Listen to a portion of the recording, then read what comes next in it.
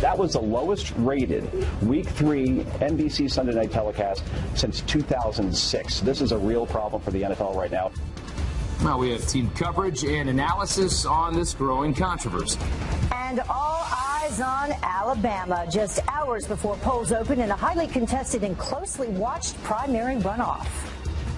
Big Luther's been making a big difference in Washington, D.C., and he's just getting started. Roy Moore is the guy that's going to represent Donald Trump and fight the establishment. Why the president's base is vying against the candidate that he's endorsing. Coffee is the #1 drink in the world. Everybody drinks it. It's probably true, but sip at your own risk. The new warning that could be coming to your coffee cup, and it's a pretty serious one. Fox and Friends First starts right now.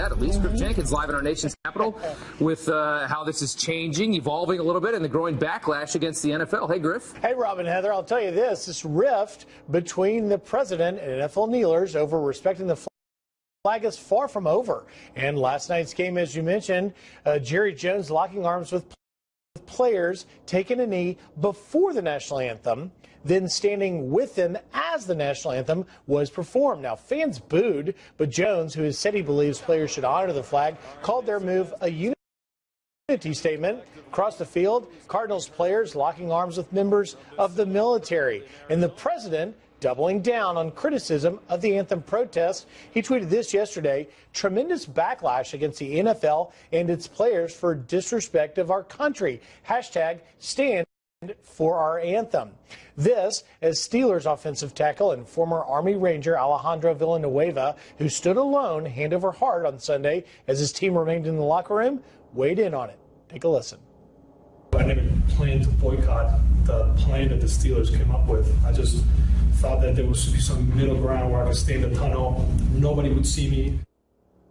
And this controversy is spreading to the NBA on Media Day. Greg Popovich, coach of the San Antonio Spurs, slamming President Trump. Our country's an embarrassment in the world. You got a choice.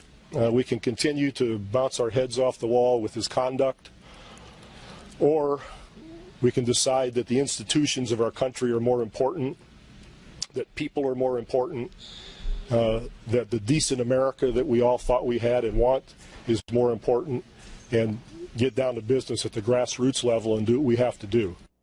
The White House continues to say this is not about race or against anyone, but rather about promoting and respecting the American flag. Rob and Heather, I think we haven't heard the last on this issue, guys. No, there's a lot more football left to come this season. I mean, the season's so young. And nobody's even talking about the actual games. Who's winning, who's losing. I know, everybody's tuning in for the anthem and then probably turning it off. All right, Griff, thanks so much. Yeah. Speaking of losing.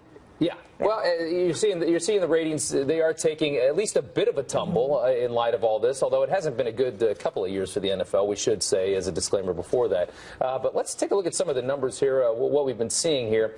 This is Sunday Night Football. This is one of the most popular shows on television. They do a killing on Sunday Night Football over at NBC.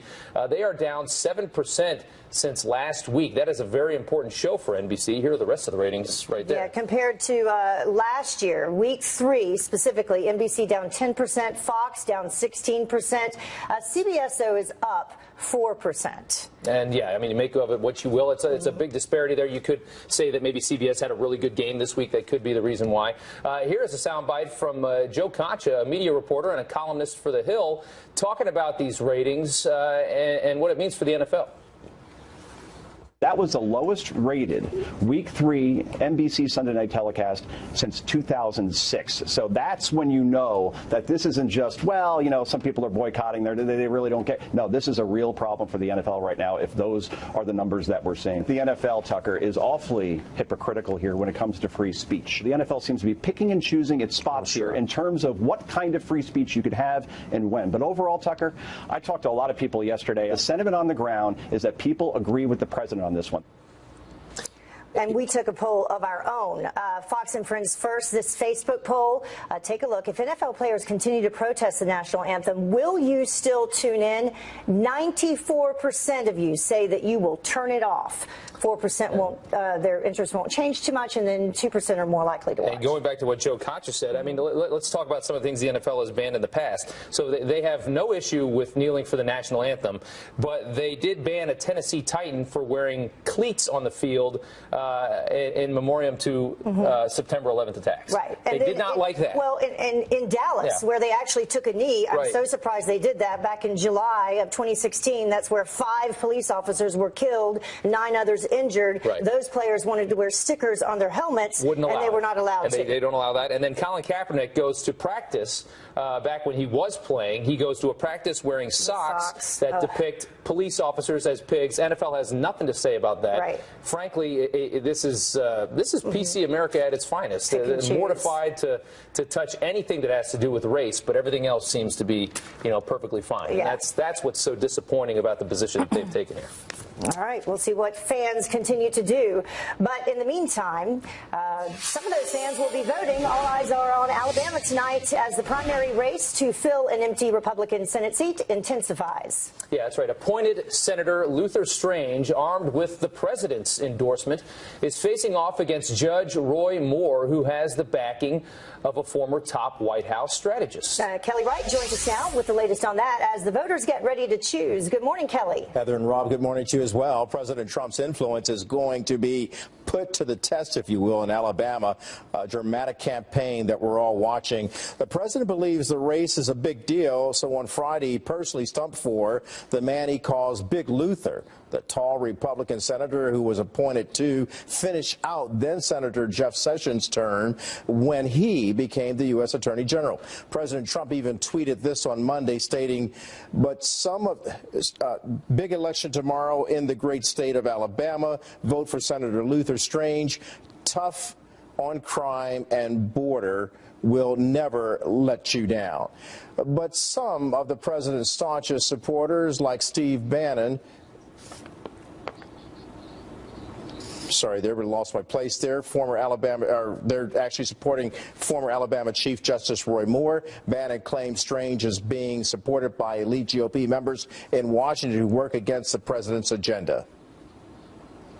I think Roy Moore is the guy that's going to represent Donald Trump and fight the establishment. I mean, it's very simple. This election is $30 million being spent by Mitch McConnell and that crew of corrupt and incompetent politicians and consultants. They've raised $30 million of outside money to destroy Judge Moore.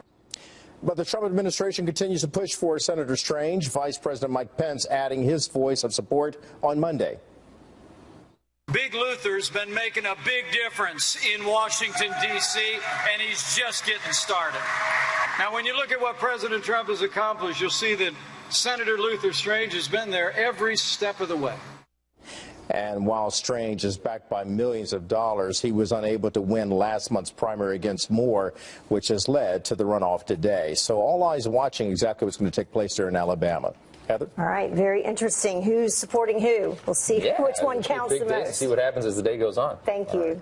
And don't miss Senator Luther Strange. He'll be live right here coming up on Fox and Friends, so stay tuned for that. All right, now to a Fox News alert. While you were sleeping, 2 Israeli security officers and a border policeman shot to death in a suspected terror attack right outside of Jerusalem. Officials say a Palestinian pulled out a pistol and began firing at all 3 officers. One other Israeli was sent to the hospital with serious injuries. The alleged terrorist was shot and killed at the scene. Well, tensions escalating between the United States and North Korea over new claims that war has been declared. The White House firing back, denying the U.S. made any such declaration. We've not declared war on North Korea, and frankly, the suggestion of that is absurd. Well, the communist country accusing President Trump of declaring war when he tweeted about North Korea's foreign minister, quote, if he echoes thoughts of Little Rocket Man, they won't be around much longer. Now, the rogue nation now claims that it has the right to shoot down U.S. bombers even outside of North Korean airspace. All right, the Republicans' latest effort to repeal and replace Obamacare derailed yet again. But that didn't stop protesters from storming Capitol Hill. Nearly 200 were arrested, some carried out by police during a Senate hearing on the Graham-Cassidy bill. If you can't be in order, then get the heck out of here. Hear the frustration there from Orrin Hatch. At least 15 were charged with disruption of Congress. This comes after Senator Susan Collins announced that she will oppose the bill, and that could be the dagger right there, making it harder, if not impossible, for Republicans to get the 50 and then +1 with Pence to pass Graham-Cassidy. We'll see what happens. Yep. In the meantime, United Airlines plane packed with passengers is forced to go way out of its way to avoid a midair collision.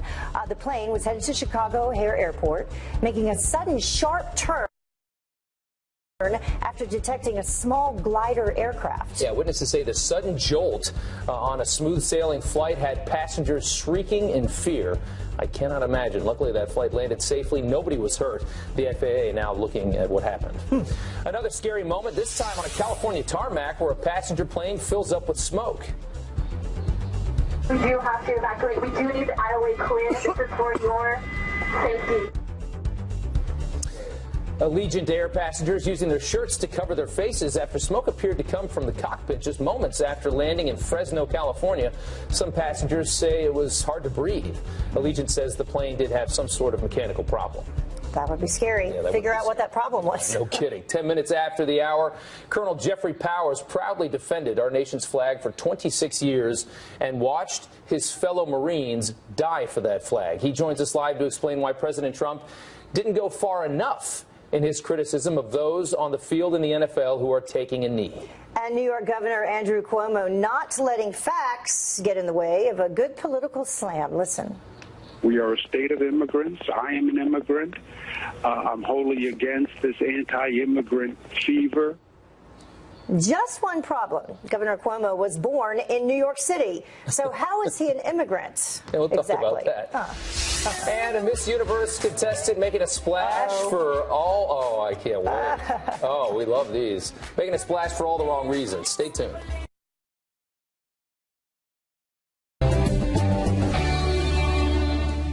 Welcome back to Fox and Friends. First, on September 11th, 2016, Marine Corps Colonel Jeffrey Powers was so outraged by the anthem protests that he wrote a letter to the NFL commissioner.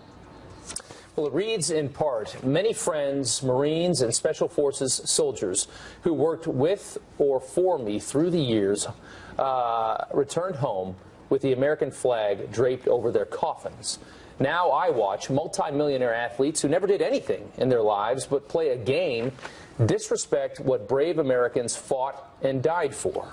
Well, Colonel Powers joins us now with his reaction to the protests this weekend. Thank you, first of all, for your service, and secondly, for joining us this morning. We appreciate it. Absolutely. So what is your response? I mean, I was shocked Monday Night Football to see all of America's team kneeling before. They kneeled before the anthem, but nevertheless they kneeled. But then you saw across the field, arm in arm with the military. What do you think about what's going on right now? Well, across the league, I was disgusted with what I saw all weekend. Okay, Dallas is doing it before the anthem. I guess that's a little better, but this display we saw over the weekend with the New York Giants, the team I grew up with, the 50-something years I was a fan of the New York Giants, and I put it in the letter. There's a guy, Garrett Mongrella, one of my sergeants over in Desert Storm.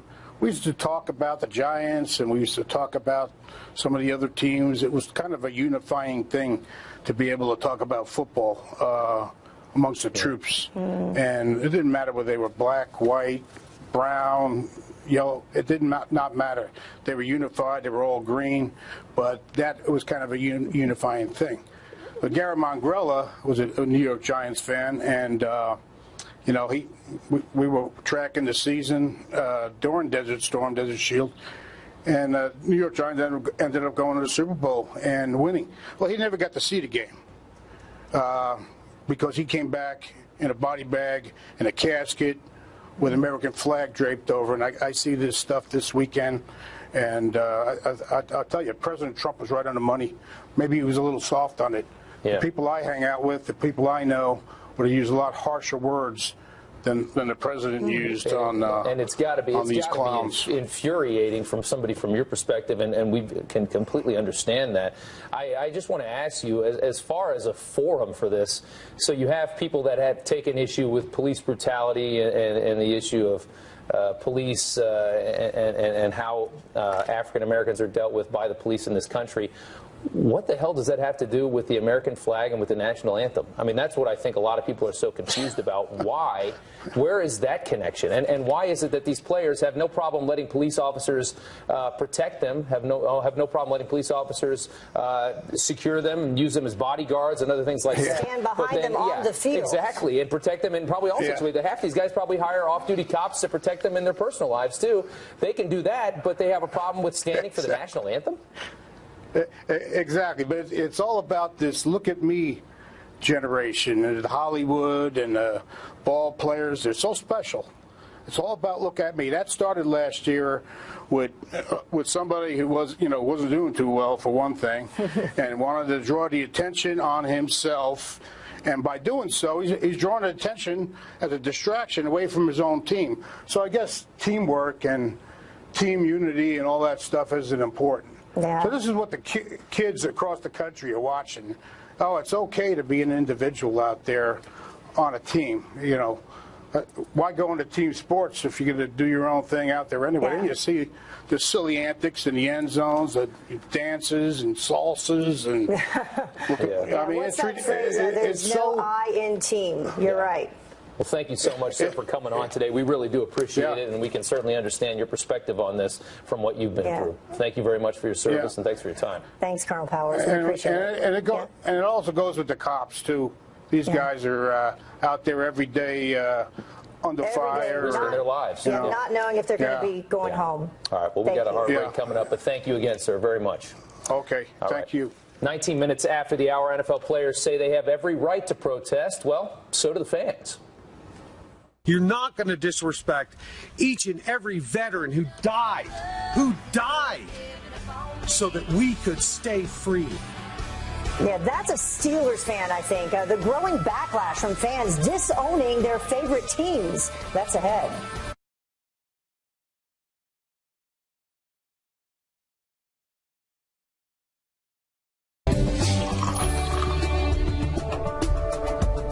All right, it's time now to brew on this. What would it take for you to give up coffee? Dude, I'd be a mess if I had to give up my Joe. I have a full-blown addiction. Hopefully that won't come back to haunt me.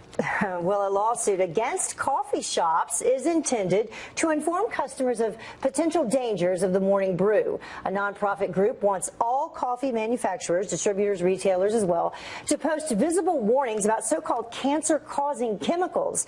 90 companies, including Starbucks, are named in the suit. Yeah, the chemical in question here is a natural byproduct of the coffee roasting process.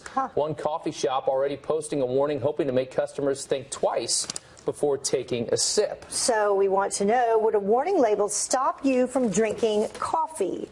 Send us your comments on Facebook, Twitter, or send an email to us on Fox Friends First at foxnews.com, and we will share them later in the show. I think it's acrylamide is the name of that chemical that we're talking about, so keep your eyes out for that. You might be hearing more about that chemical. Well, a Fox Business Alert in the meantime. A major recall, a stroller recall to tell you about, over a faulty leg bracket that could put your baby at risk. Yeah, Tracy Carrasco from our sister network Fox Business has the details on that. Hey, Tracy. Good morning, guys. Yeah, this is the Delta Enterprise. Now, they're recalling 28,000 J for G jogging strollers that may contain a front wheel that could break off and cause your child to fall out. Now, they've had 4 reports of this front wheel breaking, only 1 report of a child actually falling out, getting some cuts and bruises. They're saying that these strollers were purchased at Target, Walmart, and other retailers between August 2015 and August 2016. Now, you can check the label for the make and model to see if your stroller might be involved in that recall. Pretty big one. It's a lot of strollers. Yeah. And Twitter, they have a problem. They're pledging that they're going to update public policies after the tweet went out from President Trump on North Korea. Yes, that's right. They are going to update their public guidance as far as what kind of tweets can be pulled from the website or what can stay on to allow for a consideration of newsworthiness. Now, this is all an effort to make rules a little clearer for users. Now, as you said, this comes after a tweet sent out by the president. Now, North Korea took this tweet as a threat to them, basically. And here's what the president tweeted. He said, "Just heard Foreign Minister of North Korea speak at UN. If he echoes thoughts of Little Rocket Man, they won't be around much longer." That's what they took. North Korea said that was a, quote, clear declaration of war. Now, essentially, Twitter is saying that anything the president tweets is considered newsworthiness and won't be pulled from the website. Ah, okay. All right. I thought you were going to say the opposite. Yeah, that's what I was thinking. Yeah, okay. Tracy, thanks so much. Thank you, Tracy. Well, the time now is 26 minutes after the top of the hour. And while pro athletes make their political statements, veterans who fought for our freedom are making some statements, too. This is not acceptable behavior because people look up to the NFL. Former Navy SEAL Carl Higbie turns the tables on the athletes. And traitors not welcome. The surprising place that American secrets leaker Chelsea Manning, the surprising country, was just banned from. We'll talk about that. Stay tuned.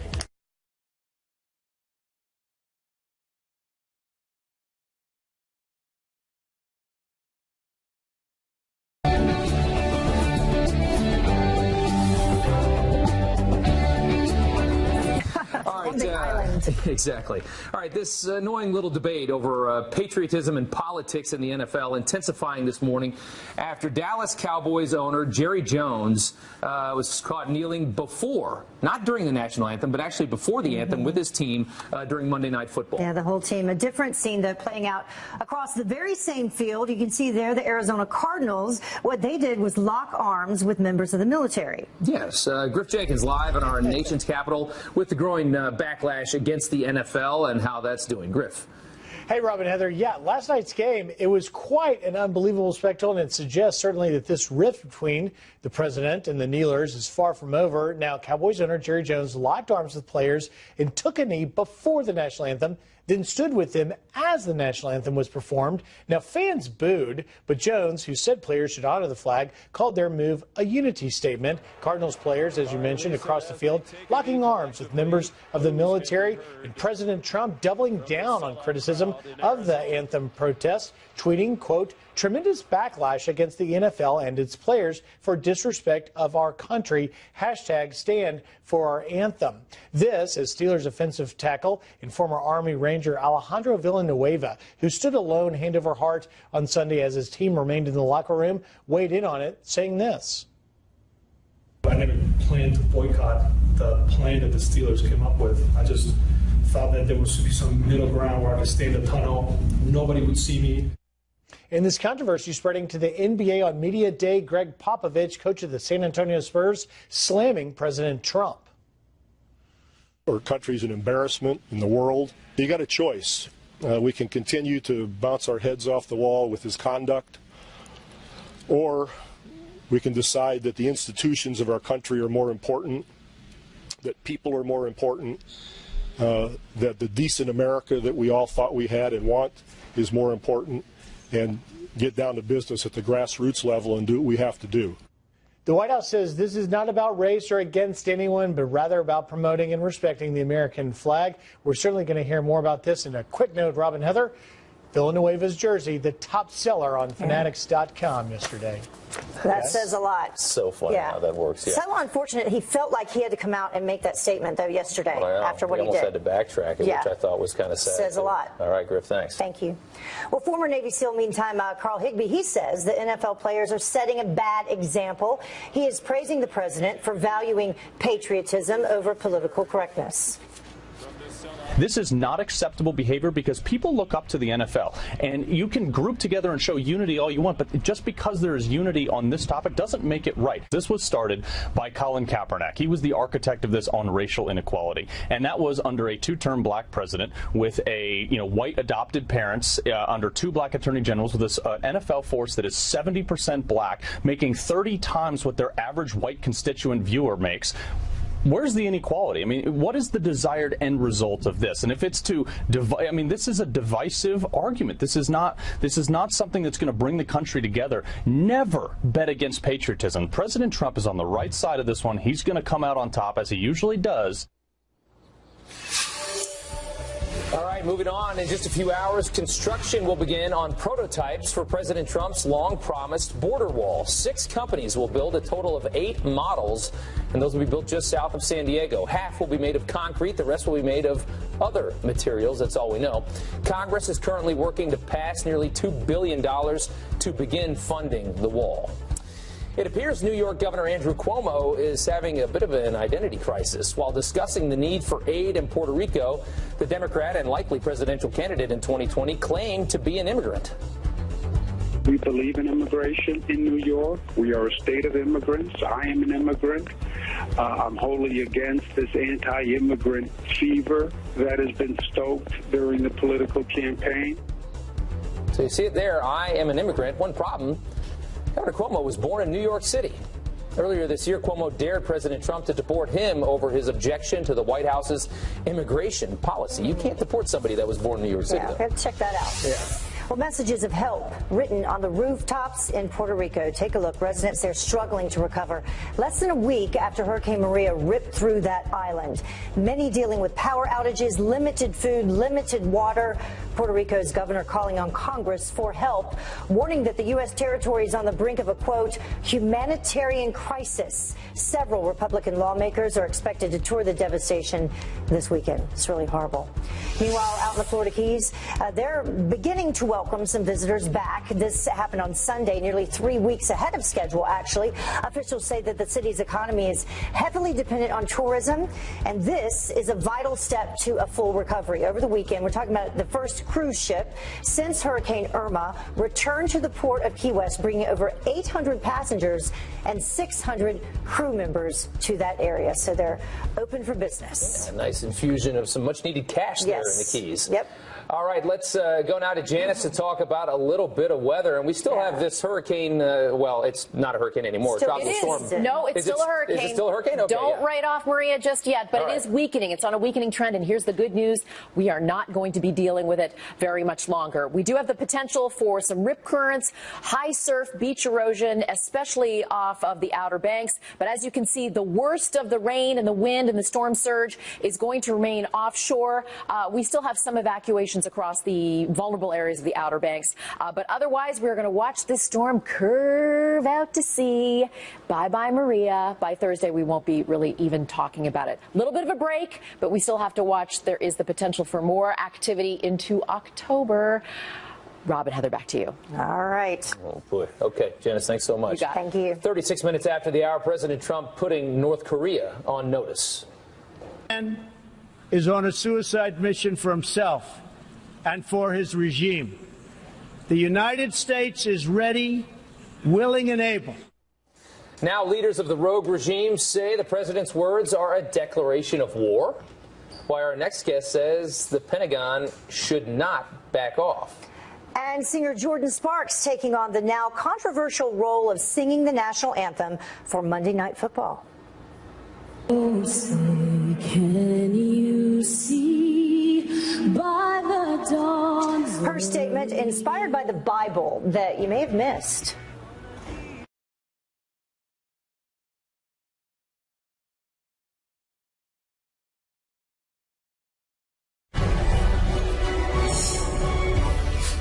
All right, the nation of North Korea, its leaders calling President Trump's latest threats a declaration of war, but the White House quickly dismissing that claim.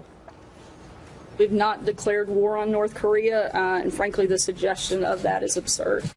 So what does the White House need to do next to tamp down these latest provocations? Here now to weigh in is Hudson Institute fellow and a member of the team that actually helped launch a bipartisan missile defense caucus in the House, Rebecca Heinrichs. Thank you so much for joining us, Rebecca. Good morning. So let's take a look at this tweet in question from President Trump right off the start. Get you to respond to this. He said, I just heard Foreign Minister of North Korea speak at UN. If he echoes thoughts of Little Rocket Man, they won't be around much longer. Now, they consider that to be a declaration of war. They said as a result, they can shoot down U.S. missiles. They don't even have to be in their airspace. What do you think? Well, first of all, you know, the North Koreans make threats all the time. I mean, they said that the Seth Rogen Intercept movie was an act of war. So, you know, forgot about that. They say things that are act of wars all the time. So, on the one hand, you know, you don't want to take it too seriously. On the other hand, we are talking about a nuclear state at this point. So, you know, and remember, North Korea just launched a missile that flew into Japanese airspace. If that's not an act of war, you know, it's amazing that they would think that flying B-1 bombers in international airspace over international waters would be. Of course, it is not. So the White House is right to push back forcefully. This is not an act of war. They're allowed to fly these warplanes over international waters. If the North Koreans were so foolish as to try to shoot one of these down, which I don't know if they have the capabilities to even do that, because it's unclear what capabilities they do have. But if they were to try, it would be a serious miscalculation, because the United States would obviously respond very, very forcefully. What's scary about this whole thing, though, is that while we spend all this time talking trash between the president's Twitter and whatever North Korea is saying that day or that week, you know, their military is, I assume, gaining strength, and they're learning. They're figuring this out. I mean, I think the next thing they need to figure out is the reentry on the ballistic nuclear weapons, and then they can actually do something. Whereas, you know, I mean, we've gone through 8 years of being super passive with Kim Jong-un, letting him just kind of say whatever he wants, and Obama not saying anything really in return. And now these words continue with no action, and at some point they're going to figure this out. And that's what's scary. That's exactly right. What the North Koreans have done is they've increased the tempo of their ballistic missile tests, and even whenever they blow up on the launch pad, they learn from the failures. They apply what they learn to get the capability. I recently interviewed General Hyten, who's the commander of Strategic Command, 4-star general, and we talked about this a little bit, and he said the only thing that we haven't seen them do is actually, you know, do the full end-to-end test of the missile with the nuclear capability, and we've seen them do everything else. So we need to presume that they could have the capability if they wanted to do it. We have to take that part of it seriously. But again, the Trump administration, it is enforcing this pressure campaign against the North Koreans. The Chinese are now on board with a lot of what the United States is doing. So we are making progress. We have to stay the course, make sure that our allies, the South Koreans and the Japanese, know that we have their back, and continue to squeeze so that we can solve this problem diplomatically without using force. Yeah, what's interesting is that with these bombers, they flew not only the furthest place north in the demilitarized zone than ever has happened in this century, they also flew without without South Korea or the Japanese planes escorting them. So, you know, we'll see what happens next. It definitely is escalating. They got to figure this out. Yeah, it's getting to be a little ridiculous. Rebecca, thank you so much. Thank you. Thank you. So let's bring in Todd Pyro right now. He is back here at home in Huntsville, Alabama, with a preview of the closely watched primary runoff. Yeah, Todd, tell us a little bit about this race, why it's so critical, and what you're hearing down there. Good morning, Rob and Heather from Sweet Home, Alabama. You know, they say politics make strange bedfellows, no pun intended, and this situation is certainly evidence of that. We have Luther Strange, who's being endorsed by President Trump and Mitch McConnell. Interesting bedfellows there. Then we have Roy Moore, who's being endorsed by the likes of Sarah Palin, Steve Bannon, Nigel Farage.